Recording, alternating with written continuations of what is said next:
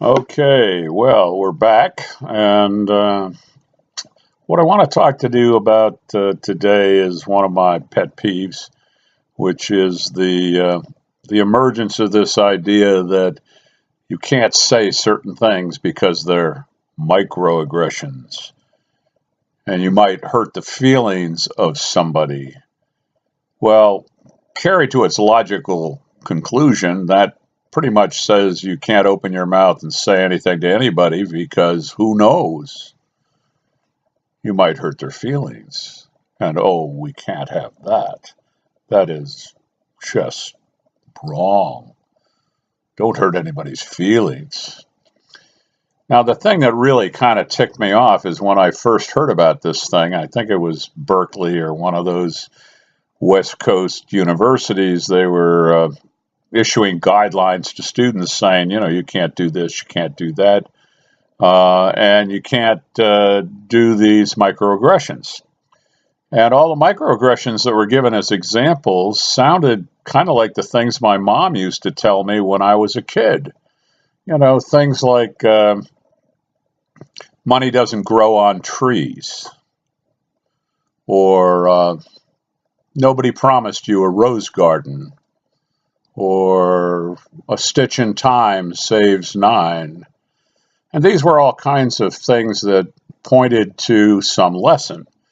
If you waste your money, then you're not going to get the most value that you might otherwise get. If things go wrong in your life, instead of moaning and groaning about it, man up. Figure out what you need to do in order to make things go better. But don't go running to your safe space and act like an idiot. So that's kind of what kind of ticked me off, and that got me interested in, okay, well, if microaggressions are bad, what would a macroaggression be? And I sort of concluded that telling people truth that they didn't want to hear was a macroaggression. And so I simply generated this meme, which I've been spreading on Facebook to the best of my ability, which is truth, the ultimate macroaggression.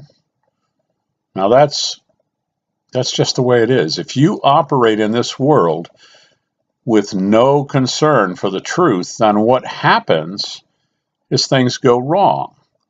Suppose you think you're Superman. I mean, that's maybe even significant and possible now that we have transgenderism and all this nonsense. And since you're Superman, that means you can fly. So you go to a cliff and you go to fly, and it doesn't work because you're not Superman. Instead, you fall to the ground and kill yourself. Because that's the reality. When you ignore truth, then you do things that don't take reality into proper consideration. And the result goes to no good place. Now, as far as I can tell, the people that are most concerned about ignoring reality are those on the political left. They're the ones pushing all of these snowflake provisions, the microaggressions, the don't hurt anybody's feelings, make sure that everybody that arrives gets a trophy, and all these non-realistic, irrational ideas. You might call them the feel-good revolution. Well, the feel-good revolution is blowing up in our faces, and maybe we should stop doing it. Well, thanks for listening.